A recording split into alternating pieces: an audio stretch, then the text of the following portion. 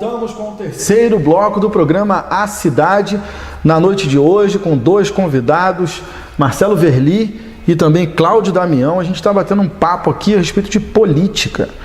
Política tão importante para a sociedade, a gente está tentando incutir isso aí na cabeça de todo mundo. Não desistam da política, gente. A política é fundamental para o nosso sistema e não tem como nós vivermos sem. Não adianta a gente ficar aí se baseando nessa calamidade que está acontecendo em Brasília.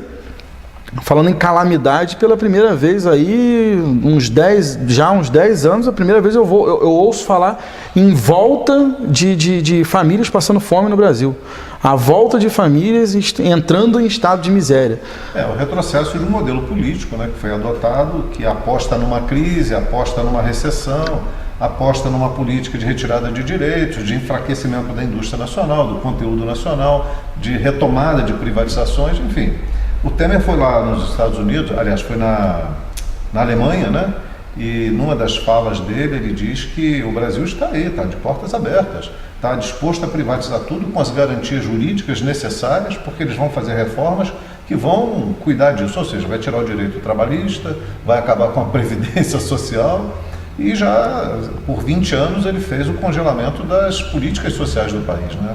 Não só sociais, mas principalmente as sociais. Você tem um engessamento dos recursos por 20 anos para a educação. Aí você fala da educação de um modo geral, né? No nível universitário, onde Marcelo lida, das escolas, né, técnicas, das universidades. Nós estamos falando do futuro, nós estamos comprometendo o futuro de uma sociedade. E num segundo plano, uma situação já crítica, que é a saúde, ele acena com o congelamento e o engessamento da saúde. E as pessoas acabaram migrando para os planos de saúde também. Aí vem a triste notícia do reajuste das mensalidades dos planos de saúde, muito, muito acima da inflação. Você tem uma deflação do ponto de vista que deflação não é nada, as pessoas podem dizer, deflação é inflação para baixo, é positivo. Não, isso é esvaziamento do desenvolvimento econômico de um país. Isso é absolutamente negativo. Eles estão falando como se fosse algo positivo, mas é negativo. Não, isso aí se baseia na mais antiga filosofia do mercado, oferta e procura. É a oferta e a procura. Você não tem a demanda, você gera deflação, porque as pessoas não estão... desemprego. Lógico, não está circulando o dinheiro, as pessoas não têm... milhões de desempregados, né? Sim. Quando se mantém uma inflação em equilíbrio, significa que você está implementando para poder fazer a balança comercial, onde você tem a balança do superávit ali, e você consegue equilibrar a sua economia. Quando você está numa deflação, numa situação de crise que nós estamos, que basta ir à rua para poder ver, não precisa... Vai à rua, você vê no comércio. Liga a televisão, você assiste a crise política. Então, diante disso, essa deflação é pura e simplesmente não há dinheiro circulando. Sim, mas por uma opção política que foi adotada para aplicar na economia.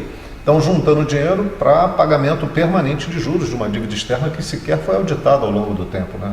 Eu lembro da CNBB com a campanha, né, de defesa da auditoria da dívida externa, que nunca aconteceu, lamentavelmente, nem nos últimos 12 anos e nem em períodos anteriores. O que é preciso fazer é auditar. Se nós devemos, vamos pagar aquilo que devemos. Mas se a gente não conhece o que deve, como é que você vai travar uma política econômica de desenvolvimento do país, ainda mais propondo aos países estrangeiros que já estão de olho nas nossas riquezas, que está tudo aqui a preço de banana. Quer dizer, limita-se teto de gasto para a educação, para a saúde, para tudo, para poder se garantir o pagamento de juros da dívida sem auditar. É o rentismo. Porque um país que quer sair de uma crise, os Estados Unidos estava recentemente numa situação crítica de desemprego. 2008. O que fizeram? Puseram dinheiro na economia. Até distribuir cheque para o cidadão americano se distribuiu. O governo Barack Obama fez isso. O atual está procurando políticas de enfrentamento da crise, gerando mais emprego, botando as empresas nacionais para funcionar dentro do território americano, ameaçando inclusive a saída delas, as montadoras do próprio México, que é vizinho e tão explorado vizinho. Quer dizer, está de olho no interesse dele. Aqui a gente abre o nosso portão para os interesses externos sem olhar o interesse nacional. Perdemos, com toda essa situação crítica, né, com essa avalanche de denúncias sobre a Petrobras, possibilidades fantásticas, o conteúdo nacional, as empresas friburguenses, algumas delas sofrem inclusive com relação a isso. No estado do Rio, a gente estava tendo um avanço fantástico na área naval, houve um retrocesso brutal com desemprego, Macaé vivendo tudo isso. Mas é fruto de uma crise. Não, é fruto de uma política, no meu pensamento, né? Você fala muito que não é uma crise, é um projeto, né? E eu que militei durante um tempo num determinado partido político, o PSDB, quando eu percebi a movimentação que o PSDB fez em direção ao apoio ao governo Temer, que aprofundaria todos esses retrocessos, em especial prejudicando diretamente educação, saúde, que representam o futuro, né? Foi exatamente ali que eu acabei me pronunciando e me afastei do partido. E vejo agora que eles, inclusive, estão num grande dilema: se desembarcam ou se permanecem. O Alckmin já anunciou que deveria desembarcar. Eu nem cheguei a embarcar, né, no governo Temer. Sou um adepto, não talvez tão efusivo e radical quanto o Damião, mas já me posicionei também. Acredito que o Temer não seja a pessoa indicada, como também o próprio Rodrigo Maia. Sou a favor de eleições diretas já, embora ache extremamente improvável, porque na verdade a composição da Câmara dos Deputados e do Senado hoje, 70% dos componentes das duas casas foram financiados pelos 10 maiores grupos econômicos do país. Então, traduzindo em números o que o Damião falou sobre a auditoria da dívida, a não auditoria da dívida pública, hoje o nosso país destina de 44% a 46% do orçamento federal para pagamento de juros da dívida.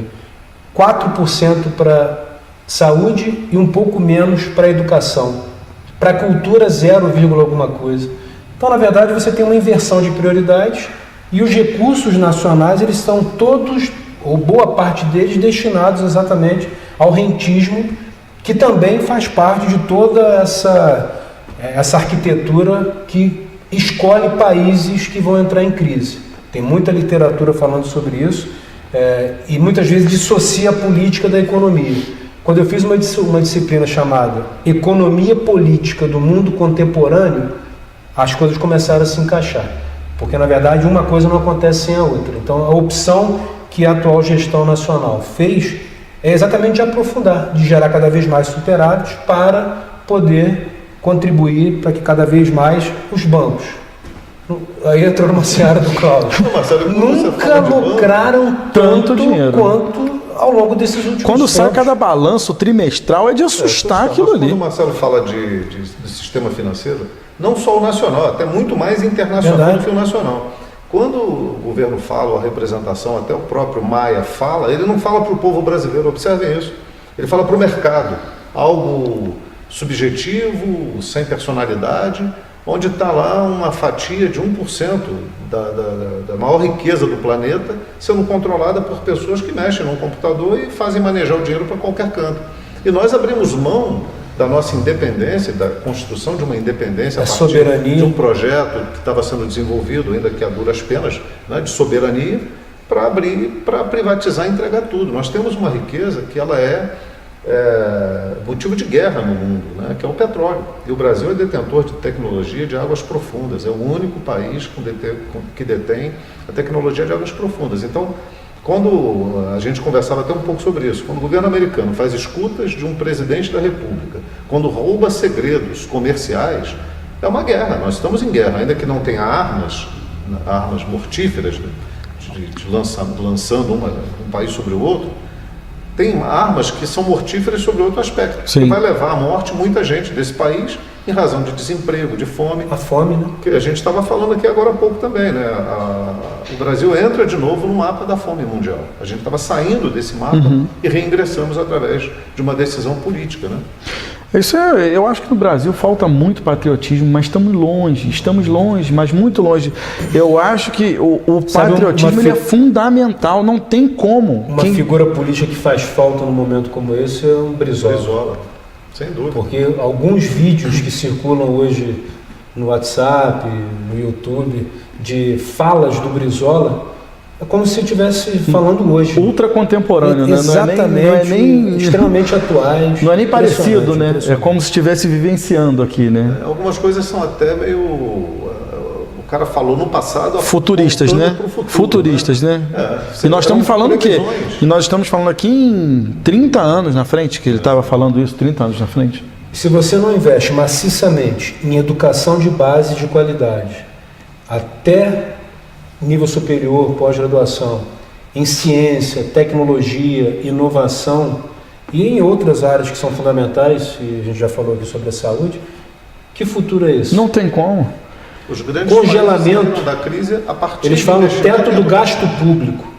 É um tema, é um título, um termo que acredito que para a mão invisível do mercado seja o menor dos mundos. Mas na verdade você está ceifando oportunidades. O título deveria ser o ceifador de oportunidades, porque a educação já não vem com qualidade. A saúde, o caos. Com congelamento, o que vai acontecer daqui para frente? Lamentável. Vamos sair do cenário nacional rapidamente, vamos chegar no estado do Rio de Janeiro. Caótico. Caótico. Dentro do estado do Rio de Janeiro. Esse pacotão que o Pezão quer fazer em Brasília para tentar fazer esse acordo. Hoje ele estava sentado lá com o Henrique Meirelles, se não me engano, é hoje, ou sexta-feira, tem uma foto que saiu no jornal O Globo, ele com a mão na cabeça lá pensando no que vai fazer, e me parece que a Assembleia a todo momento esperando sair a privatização, já entrando no que você falou, da SEDAI. Porque segundo eles, se privatizar a SEDAI resolve o problema do Rio de Janeiro. Mentira, não resolve. Você vai entregar mais um patrimônio para respirar com aparelhos por mais um tempo, né? Porque não tem mais um aparelho. Você vai vender o pouco que resta. O Estado do Rio já era para ter entrado em intervenção, só não entrou, porque isso afeta diretamente a política nacional e pode, de alguma coisa, contaminar outros estados que também precisariam de intervenção. Mas o Rio de Janeiro não tem outro caminho, não tem outro remédio. Precisa de intervenção federal. Os caras deixaram falir um estado riquíssimo como o estado do Rio de Janeiro, né? Nós temos potencialidades enormes. Além do que, um governo que se instalou que era uma quadrilha, né? A gente vê aí a situação. Agora, a mais recente foi a descoberta, a gente que tanto fala, né, dos altos custos da passagem de ônibus no estado e em Friburgo, A FETransport, né? por exemplo. Aí a gente vem a furo que o próprio Cabral chegou a receber 124 milhões de reais de propina da empresa de ônibus, das empresas de ônibus no Rio. Eu ouço muitas pessoas perguntando, meu Deus, é 1 bilhão, é 1 milhão, são tantos milhões para cá, para lá. Isso aí rebate lá onde nós começamos a falar no assistencialismo, seja do vereador, do deputado, quem é que não tem que fazer e que a pessoa vai lá pedir aquele favor. Porque não, aquele dinheiro não é para o político em si, não é para o político, é para o político fazer politicagem. Por isso que existe esse ciclo vicioso que hoje as pessoas criticam. Financia a corrupção. Financia a corrupção, é isso que termina nisso aí. A gente vai chamar um intervalo e a gente volta com o nosso quarto e último bloco debatendo política municipal. A gente volta já.